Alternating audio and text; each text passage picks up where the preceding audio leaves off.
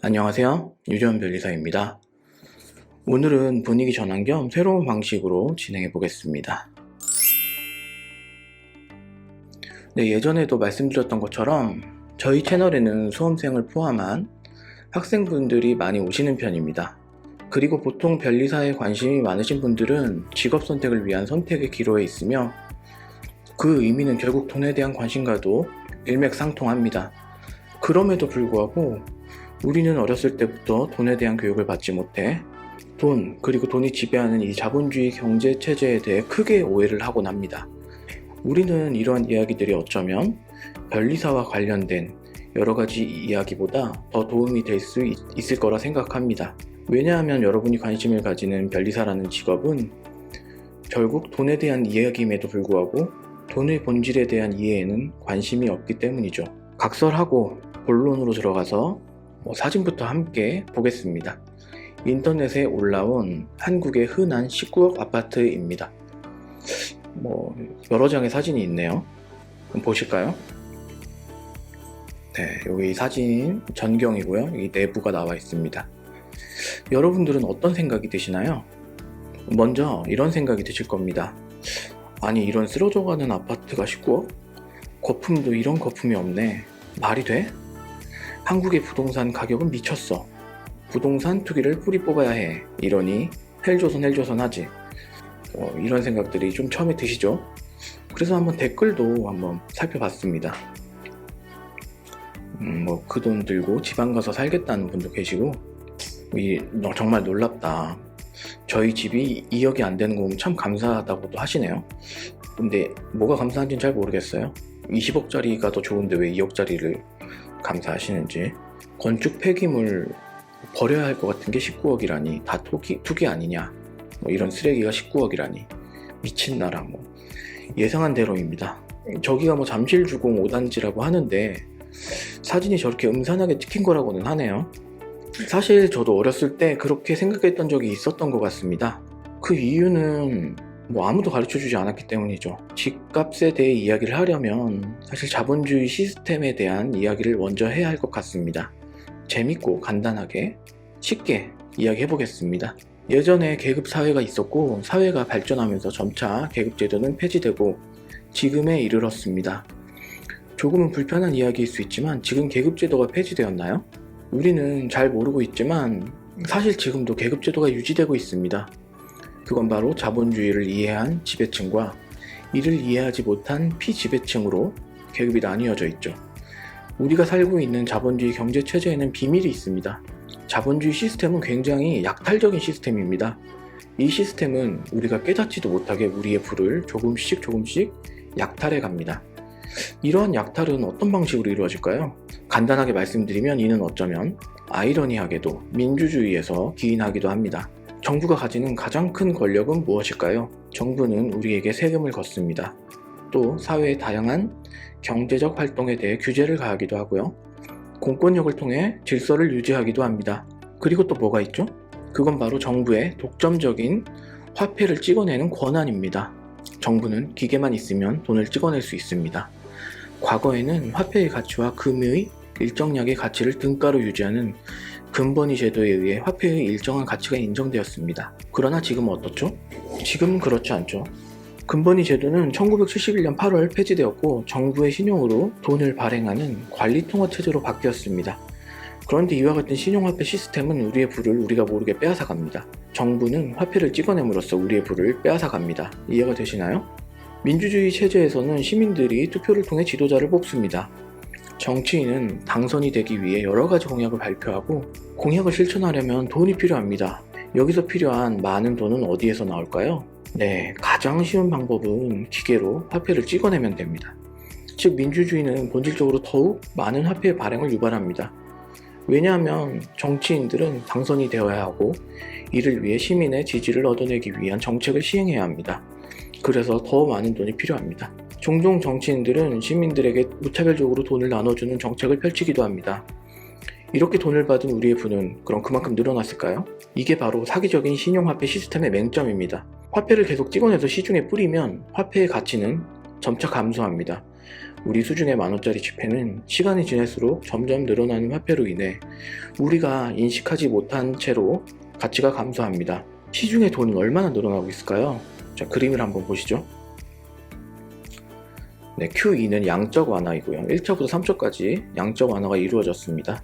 양적 완화라는 의미는 다들 알고 계실 거라고 생각합니다. 네, 중앙은행이 통화를 시중에 공급해 신용 경색을 해소하고 경기를 부양시키는 통화 정책이죠.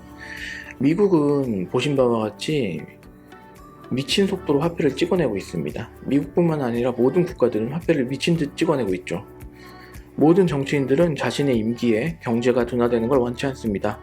오랜 시간 지속된 미국의 경제 호황은 버블에 대한 우려를 낳았음에도 불구하고 트럼프는 지속적으로 금리 인하를 강조했습니다. 이는 어떤 의미일까요? 돈을 더 찍어내서 뿌림으로써 경기가 더욱 호황이 되기를 원한다는 의미이죠. 자, 그럼 다시 부동산으로 넘어가 볼까요? 제가 왜 갑자기 10억짜리 아파트 이야기에서 화폐 제도로 넘어갔을까요? 아파트 값의 상승은 신용화폐 시스템으로 인해 발생하는 어쩌면 필연적인 현상이기 때문입니다. 신용화폐 시스템은 아파트뿐만 아니라 모든 가치 있는 실물 자산의 상승을 유발합니다. 여기서 핵심은 가치입니다. 이 세상에는 너무나도 많은 화폐가 유통되고 있고 또 화폐가 점점 늘어나고 있기 때문에 이 많은 돈들은 가치가 있는 자산들로 이동합니다. 왜냐하면 화폐는 그 자체로서 가치가 감소하는 속성을 가지기 때문에 자본주의를 이해한 소수의 사람들은 화폐와 이러한 자산들을 지속적으로 교환해 놓습니다. 우리나라에서 가장 가치 있는 대표적인 자산은 무엇이 있을까요? 이건 서울 부동산의 매매 가격의 변화 추이라고 합니다. 86년부터 2017년까지 약 5배 정도 올랐네요. 많이 올랐나요? 미친 부동산으로 볼 수 있을까요? 그러면 삼성전자의 주가를 볼까요? 92년 6월 삼성전자의 주가는 만원대였지만 2017년에는 200만원을 돌파하였습니다. 200배가 넘는 상승률입니다. 미친 상승률인가요? 삼성전자의 주식 가격에는 왜 다들 관심이 없을까요? 그럼 다음으로 미국 나스닥 지수를 볼까요? 첫 거래가 시작된 후 지금까지 미친 듯이 상승하고 있습니다. 한국의 코스피는 어떨까요? IMF 이후 약 8배 정도 올랐네요. 서울 부동산보다 높은 상승률이죠. 2010년 이후 약 10년 정도 횡보하고 있는데 앞으로 오를까요? 내릴까요? 내릴 것이라는 예측이 과연 논리적이라고 생각하시나요? 광역 밴쿠버의 부동산 가격 변동 그래프입니다. 꾸준하게 오르고 있습니다. 네, 자, 지금까지 그래프들을 보시면 어떤 생각이 드시나요? 자본주의 시스템은 결국 팽창의 시스템입니다. 빅뱅 이론이라고 아시죠? 빅뱅으로 우주가 탄생하였고 그 후로 현재까지 우주는 초스피드로 팽창하고 있다는 이론입니다. 즉, 자본주의 시스템은 마치 우주가 탄생 이후 지금까지 끊임없이 확장하는 것처럼 팽창하고 있으며 이와 같은 팽창 시스템은 결국 자산 가치의 상승을 불러오는 것입니다. 요즘 젊은 사람들은 더 이상 자신들에게 미래가 없다고 말하고 있습니다.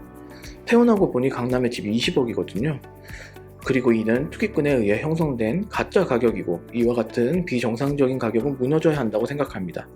즉, 부동산 가격의 정상화를 외치고 있습니다. 그러나 아파트는 건물과 대지로 이루어져 있습니다. 건물의 가치는 시간이 지날수록 감소하지만 대지의 가치는 감소하지 않고 오히려 지역의 개발 등으로 인해 점차 상승합니다. 이에 더해 가치가 감소하는 화폐들은 가치가 인정되는 서울의 아파트로 몰려들어 자산 가격이 비정상적으로 오른 것으로 착각하게 만듭니다. 반면 서울 부동산이 아닌 지방의 부동산이나 기타 서울 주변부 도시들의 부동산은 사실 그렇게 비싸지가 않습니다. 이거는 결국엔 서울에 있는 부동산 자체를 사람들이 가치가 있는 것으로 평가하고 있는 것이기 때문이죠.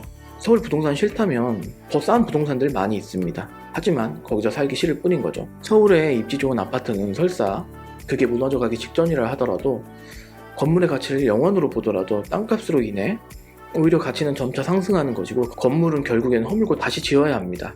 아무리 재개발을 정책적으로 규제하더라도 무너지기 전이면 결국 재개발이 이루어져야 하고 현재 허물어져가는 아파트가 20억이라면 거기에 재개발을 통해 건물의 가치 10억이 더해져 30억짜리 아파트가 될 것입니다.